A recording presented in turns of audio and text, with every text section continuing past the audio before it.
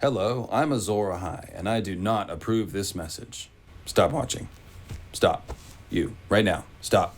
Turn it off. Turn it off. Turn these lights off. Turn this camera off.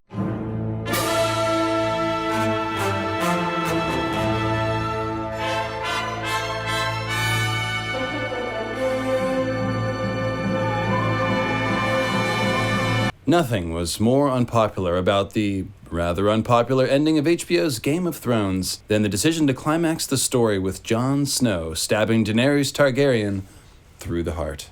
It seemed awful upon first viewing, and upon further reflection, well, it got worse, actually. Yes, that's right, the wrongness of it revealed itself on a couple of levels in particular. Number one, violence against women and murder in general, which we've had a lot of in this series, was held up as the ultimate solution to the final problem of the story. Not a good look.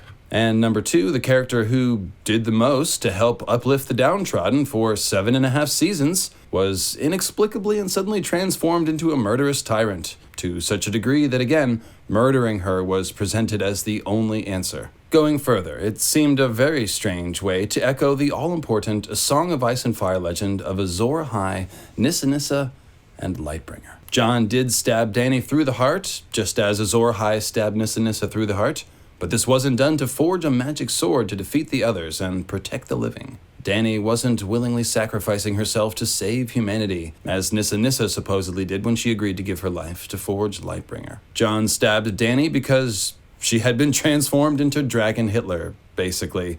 And again, this seems a very odd way to echo the Azor Ahai myth. In fact, I believe a closer look at the Azor Ahai myth, such as we're going to take today, will show very clearly that the Jon stabbing Dany HBO ending is not something we will see in the book version of the ending. I'd actually go so far as to say that the Lightbringer myth is a kind of moral relativism test for the reader, one which David Benioff and Dan Weiss, the writers and showrunners for HBO's Game of Thrones, failed with flying colors, I'm sorry to say. But even setting the HBO show aside, and I do like to set it aside, I think what George is doing with the Azor Ahai and Nissa story is presenting us with two potential heroic ideals, one false and one true. So hello there, friends, it's Lucifer Means Lightbringer, and I'm here dressed as Fear and Loathing in Valeria to tell you about Azor Ahai and how he's actually not the hero. Thanks to all of you who've recently joined our Patreon campaign, and to everyone who's liked, shared, and left comments on the videos. The channel is growing strong of late, and it feels awesome.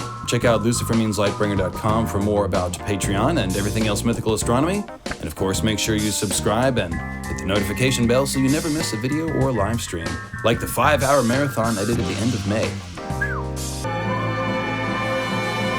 So what is this moral test that D&D failed? Well, it's actually just a simple question of what constitutes heroism in Martin's world, as well as what Martin's views are on cyclical violence. The original hero of A Song of Ice and Fire legend was Azor Ahai, the man credited with ending the long night and returning light and love to the world, and that's why I've got my hippie Azor Ahai getup. I'm returning light and love to the world. We bring you love. We bring you peace. And of course, two of the heroes of the current story, Jon Snow and Daenerys Targaryen, are clearly meant to be perceived as Azor Ahai reborn. Whatever that means, and what that means exactly is intentionally left vague. Here's where it gets sticky though. Azor Ahai is a particularly nasty sort of hero, from a particularly nasty sort of place, who does particularly nasty sorts of things, and I believe that the heroic ideal he expresses is a false one. It's not my nose, it's a false one. Whether or not we fall for it, well, that's the test. Said another way, hasn't it ever bothered you that Azor Ahai had to stab his wife to save the world? If so, good. It bothered me too the first time I heard the myth, and it bothered Davos when he heard the story. And heck, it even bothered Salador San to tell Davos the story. And that's to say nothing of cracking open the moon, he adds. Let's take a look at the key lines of the Lightbringer myth. 100 days and 100 nights he labored on the third blade, and as it glowed white-hot in the sacred fires, he summoned his wife. Nissa, he said to her, for that was her name, bear your breast, and know that I love you best of all that is in this world. She did this thing, why I cannot say, and Azor Ahai thrust the smoking sword through her living heart. It is said that her cry of anguish and ecstasy left a crack across the face of the moon, but her blood and her soul and her strength and her courage all went into the steel. Such is the tale of the forging of Lightbringer, the red sword of heroes. Alright, so let's be clear. This is blood magic, absolutely. Human sacrifice in order to create a powerful magical talisman. It's pretty much the formula that the Valyrians seem to have followed to make Valyrian steel. And while it's cool to have Valyrian steel and all, or a Lightbringer sword, whose child or wife would you be willing to sacrifice to make it? Well, none, of course, because you probably don't practice blood magic. Of course you don't. So here then is the test for the reader. Is human sacrifice, which is very clearly wrong in real life, somehow supposed to be justified in a fantasy story with magical ice demons? Is George R.R. Martin really telling us, well, sometimes you just have to do a little wife stabbing and blood magic to save the day? I think it's very important to notice that the author first gives us the Azor Ahai legend while we're in Davos's point of view, and upon hearing it, he gives us the correct, humane response to the story. A true sword of fire, now that would be a wonder to behold, yet at such a cost. When he thought of Nissa Nissa, it was his own Maria he pictured, a good-natured, plump woman with sagging breasts and a kindly smile. The best woman in the world. He tried to picture himself driving a sword through her and shuddered. I am not made of the stuff of heroes, he decided. If that was the price of a magic sword, it was more than he cared to pay. Now, I would submit that Davos is exactly the stuff of heroes, precisely for this kind of moral clarity. We see this at play when Davos convinces Stannis that he should actually turn north to help the Watch if he wants to be king. And by the way, that's exactly the same decision that Daenerys will eventually be faced with when she comes to Westeros and hears about the threat of the others. We also see Davos's heroism when he advocates against the sacrifice of Edric Storm to wake the stone dragon, saying that the life of one boy cannot and should not be sacrificed for the greater good. Stannis asks Davos, what is the life of one bastard boy against a kingdom? To which Davos softly replies, everything. That's the same idea as Davos being unwilling to sacrifice his own wife for a magic sword, even to save the world. And I believe that Martin hopes for and intends for the reader to see through this false ideal of the Azor Ahai myth in a similar fashion. Be like Davos, in other words. So like I said, I did indeed react like Davos did upon hearing the forging of Lightbringer legend.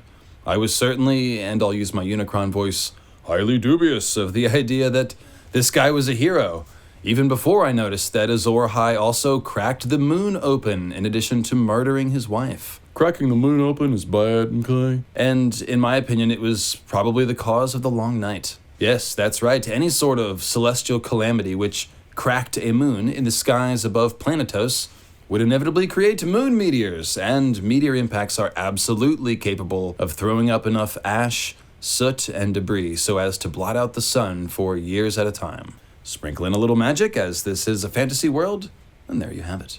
You can get the full theory on this in my What Caused the Long Night video, but I will briefly tell you that we find a lot of evidence to corroborate this theory in some of the other ancient legends of Planetos. There's the Bloodstone Emperor myth from the Far East, which places a meteor impact right at the heart of the Long Night, and mentions Lightbringer and Azor Ahai as well. There's the legend of Dawn and Starfall in Westeros, of course, which associates a sword that sounds a lot like Lightbringer with a magical meteorite. And most importantly, there's the Qartheen Origin of Dragons myth that Dany hears in her 3rd chapter of A Game of Thrones. That one's important because, just like the Azor Ahai myth, it specifically mentions something about a cracking moon. The Qartheen tale speaks of a once-existent second moon cracking open to give birth to dragons, while the Azor Ahai myth speaks of the moon cracking open when Lightbringer was forged. But of course, viewers of this channel and students of world mythology will know that comets and meteors are often stylized as dragons and flaming swords in legends around the world, since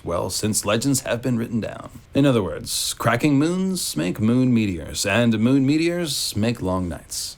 Many thousands of years ago, it seems that something very destructive happened to a moon in the skies above the Planetos, and the result was a rain of fiery meteors that reminded people of dragons and flaming swords as they fell to Earth. That's what these legends are saying in the language of myth. Here we have the perfect trigger mechanism for the Long Night, and all of these myths are directly tied to Lightbringer, dragons, and/or the Long Night. So here's the thing, figuring out that the moon cracking part of the Lightbringer legend refers to a real astronomical event which caused the Long Night is very fun and exciting, and I had a lot of fun doing it, but It also led me right back to the idea that Azor Ahai was no hero. That's right. It's actually a very simple train of logic. If cracking the moon created the long night, and if Azor Ahai cracked the moon with his Lightbringer blood magic ritual, then, well, doesn't that make Azor Ahai the one who caused the long night?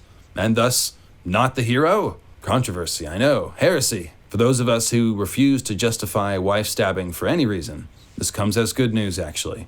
Martin would seem to be leaving us multiple clues that Azor's sacrifice of Nissa was no righteous deed. Another clue would be the fact that although the name Lightbringer sounds great and all, it's also synonymous with Lucifer. I read that somewhere on the internet. And look, Lucifer is actually just the Latin word for Venus, and it was only in 606 AD that Pope Gregory applied the word Lucifer to Satan, but still.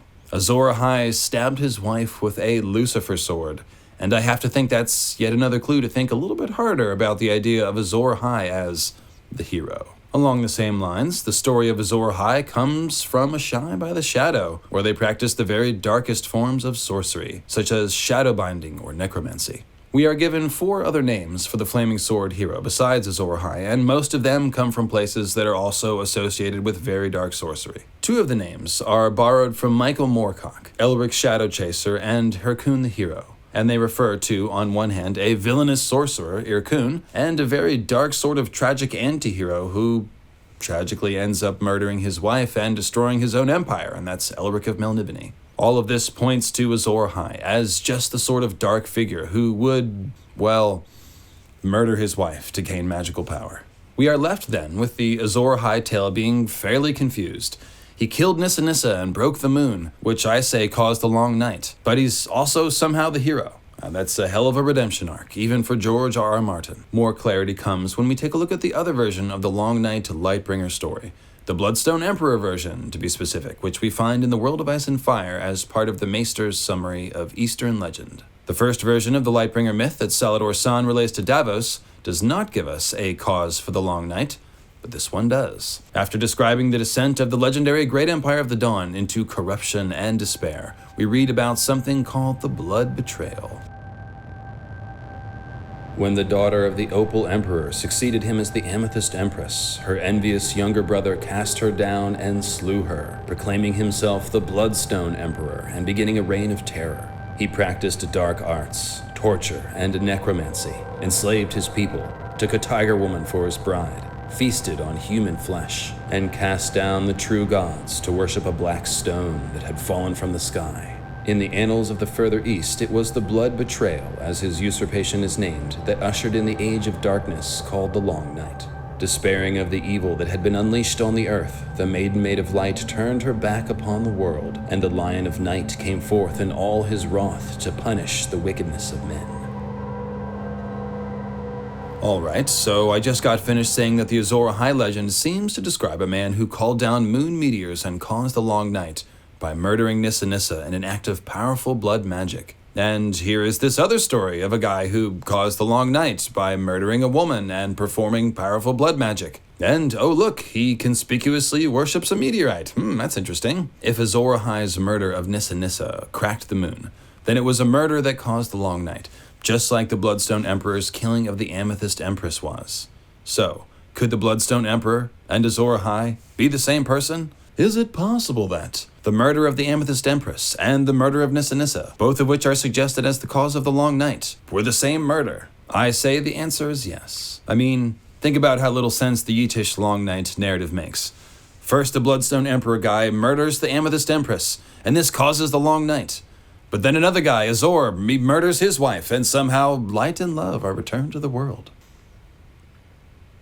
Now, I've got no doubt that heroes did emerge to fight whatever monsters were unleashed during the Long Night, and maybe they used magical flaming swords. And this may be true in the Far East and also in Westeros. But it makes little sense for one blood magic murder to be the most evil act in human history, which caused the sun to hide its face, while a similar magical murder is somehow the most virtuous, which restored love and light to the world and caused the sun to come back out and smile. In other words, woman stabbing and blood magic aren't necessary evils, they're just evils. You might break the moon. You might cause a generation of darkness. You might summon forth a Lion of Night in all his wrath, or the White Walkers in the army of the dead, so just don't try it. Now you can see what I mean when I say that the Azor Ahai legend presents us with a false heroic ideal. Sometimes you just have to do a little blood magic to save the day. No. Sometimes you just have to stab women with a sword to be the hero. Also a hard no. These deeds of Azor Ahai weren't heroism, but rather the most evil acts in the history of the story. If the price of winning a kingdom, or even a war against magical ice demons, requires human beings to sacrifice women and children to work blood magic, well, better the ice demons win. Better that the kingdom not be won. Losing your humanity to achieve victory is defeating yourself, Martin seems to be saying through the words of Davos and others. You know what else Martin has shown us on the pages of A Song of Ice and Fire that sort of punches a huge hole right in the middle of the Machiavellian Azor Ahai is a hero logic? Well, he's shown us that you actually don't need to kill anyone to light a sword on fire with magic. In A Storm of Swords, and on the show for that matter, we see none other than Beric Dondarrion, who is a Firewhite running on R'hllor power TM, just like Jon will probably be, lighting his own sword on fire. With his own blood. That's right, no wife stabbing needed. There's no reason why Jon won't be able to do the same thing too if he's resurrected by Melisandre, which seems likely. And unlike Beric's fragile steel sword, Jon will have a Valyrian steel sword, which can withstand the magical fire. Jon should even be able to pull the trick with a dragonglass knife in a pinch, since we know that dragonglass can light up with magical fire. So then, I ask you, if I'm right about all of this, if the Azor Ahai myth is some kind of test for the reader to see if they'll fall into the trap of justifying things they ordinarily would not, simply because they are told that this is necessary by some characters in the story, would George then resolve his story by having Jon stab Daenerys through the heart? It would have been bad enough if Jon had stabbed Dany to light his sword on fire and defeat the Night King. I mean, that still would have completely invalidated everything that I'm saying here, and would send the message that yes, sometimes you do have to stab ladies and work blood magic to save humanity, and that would have been most unfortunate. But what we saw on HBO was arguably even worse than that. Dany wasn't willingly sacrificing herself to save people, which she absolutely would be willing to do in my opinion, but instead, Jon reenacted the forging of Lightbringer simply to put Dany down, and it hurts me just to say that, quite honestly, but it's true. Now, if you're asking me, this is absolutely not why George created the Azor Ahai Nissa Nissa story and then set up Jon and Dany as parallels to both Azor Ahai and Nissa Nissa, just so that one could stab the other and simply replay the original actions. If the original blood magic woman stabbing caused the long night, how does it make any sense to present a similar deed as the solution to the final problem in the main story? And by the way, when I say that Jon and Dany are set up as parallels to Azor Ahai and Nissa Nissa, I actually don't mean Jon as Azor and Dany as Nissa. Dany does have very strong Nissa Nissa parallels, and Amethyst Empress parallels, by the way. But she was also the first person to very clearly and specifically fulfill the prophecy of Azor Ahai returning to wake dragons from stone under a bleeding star. Jon, just like Daenerys, should definitely be seen as an Azor Ahai reborn figure too, and I think his resurrection will check some of the prophetic boxes, if you will. But Jon also symbolizes Nissa Nissa in certain scenes, such as in his murder by the Night's Watch. So why did George do this? Well, for a very important reason. Because Nissa Nissa actually expresses the true heroic ideal of A Song of Ice and Fire, which is self-sacrifice. Now don't get me wrong, I do think that the Bloodstone Emperor version of the story is closer to the truth, and that the Amethyst Empress Nissa Nissa was murdered against her will. We're talking about myth and fable here though, and these types of multifaceted stories always convey more than one idea. Consider the characters in the Lightbringer story as expressions of ideals. On one hand, Azor Ahai is a man willing to commit horrific acts of blood magic to gain magical power, even if it causes great destruction and death. On the other hand, we have the Nissa Nissa in the Azor Ahai story, who's presented as someone who willingly lays their life on the line for the good of humanity. Nissa Nissa is actually the Christ figure of the story, in other words. I guess that makes Azor Ahai the Romans or something. I'm not sure. So yes, Dany and Jon do represent Azor Ahai Reborn, in that they will find themselves in possession of powerful magic needed to defeat the demonic forces of the Long Night, just as the ancient tale of Azor Ahai says that Lightbringer was needed to end the Long Night, and just as the Westerosi tale of the last hero leading the Night's Watch against the others during the Long Night has him wielding an unbreakable White Walker slaying sword of dragon steel, and also receiving some kind of aid from the children of the forest, who are magical beings. However, we can also observe that, more than any of the other main characters, Jon and Dany really are the ones who repeatedly sacrifice their own desires, needs, and reputations in order to protect vulnerable people. Jon does it most notably by seeing through the anti-wildling prejudice and letting them through the wall to save them at the cost of his own life. But it actually started with Jon sticking up for Sam Tarly all the way back in the first book. I actually did an entire video series on the true character of Daenerys Targaryen, and the bottom line is that we find Dany using her very first drops of power with the Dothraki to protect victims of war. And of course, her entire Slaver's Bay arc for the past 2 books has her making sacrifice after sacrifice to try to protect all the refugees and freed slaves who have become her people. As I mentioned a moment ago, the cost of heroic sacrifice for Jon Snow has already included his life, and although he's obviously going to be resurrected, we've seen that that's no picnic in A Song of Ice and Fire either. Beric Dondarrion is definitely making a sacrifice by soldiering on after his death, or deaths, plural, 6, is it 7, Thoros? And in fact, Beric's entire purpose in remaining is to protect the common people. And this might be another way in which Beric is a foreshadowing for Jon. I wouldn't be surprised if Dany also ends up resurrected at some point before the story is finished and probably running on R'hllor power. But whatever happens, Jon and Dany will no doubt pay cost after cost to do what is right by the end of the story. In this way, Jon and Daenerys will exemplify the self-sacrificial ideal expressed by Nissa Nissa. This is what makes them heroes. This is why so many people like them and identify with them. In a cruel and at times inhumane world, Jon and Dany often make the kinds of choices that we would make. Hopefully, of course. I mean, maybe you're the Ramsay Bolton type, I don't know. This, then, is why HBO show Dany's sudden left turn into villainy struck most viewers as forced and nonsensical, and above all, inconsistent with her character up to that point. Her book character in particular, but even just the character the show had created. Remember Missandei's speech to Jon and Davos about the queen that we chose? Anyway, yes, that's right. Right after risking her own life and the lives of her Dothraki, Unsullied, and dragons to save the North and all of Westeros from the others, which is a perfect example of the Nissa Nissa ideal, she suddenly morphed into the opposite type of character, someone willing to sacrifice any number of innocents to gain the throne. This is wildly inconsistent character development, to say the least, and the result was the Jon stabs Daenerys scene, which was a total inversion of all the lessons the Azor Ahai legend and A Song of Ice and Fire in general has to teach about violence and murder. Oy. But good news, friends. This crappy ending appears to be something Dave and Dan are claiming as their idea. That's right. The following is taken from a documentary HBO released after Season 8 called Duty is the Death of Love, with Dan Weiss speaking. I think the final scene between Jon and Daenerys is something we came up with sometime in the midst of the 3rd season of the show. The broad strokes of it anyway. But there was a tremendous amount of pressure to get it right, because we know this is not a scene that's giving people what they want. Not giving the people what they want. Well, that's an understatement. I call it not doing the characters justice, but let's keep the video moving. So just compare we came up with the broad strokes of the Jon and Dany ending statement to this one by David Benioff, taken from the same documentary interview concerning the King Bran part of the ending. Around Season 3, we went to visit George R.R. Martin, and he writes, and he kind of figures things out as he's writing. When we went to visit him back then, and this is while he was still writing Book 6, he didn't know yet where the story was going, and he knew a few key things. And one of those key things was that the final king at the end of the story would be Bran.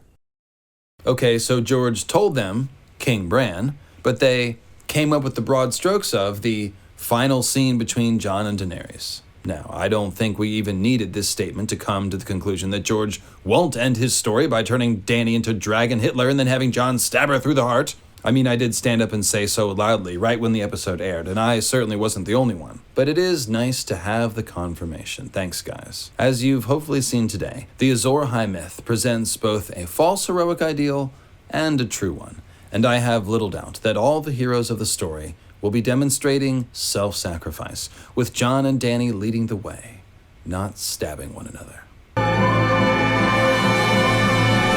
Alright folks, thanks for watching, and if you want to get yourself a cool mythical astronomy nickname, just check out the Patreon tab at lucifermeanslightbringer.com.